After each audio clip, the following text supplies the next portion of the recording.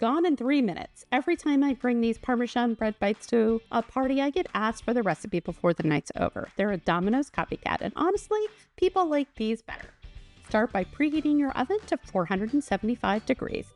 The secret starts with the sauce. You're going to combine minced garlic and margarine in a small saucepan over low heat and let it cook slowly for about 10 minutes until the garlic turns brown. Now use bagged pizza dough, not canned. You're going to gently roll these out and cut these into about 20 pieces. Brush generously with garlic butter on all sides and place on a parchment-lined baking sheet. Bake for 8 to 10 minutes, flipping once halfway through. While they bake, stir in freshly grated Parmesan into the remaining garlic butter for your finishing sauce. The moment that these bites come out of the oven, brush them immediately with Parmesan garlic butter. Finish with dried parsley and serve with warm marinara on the side.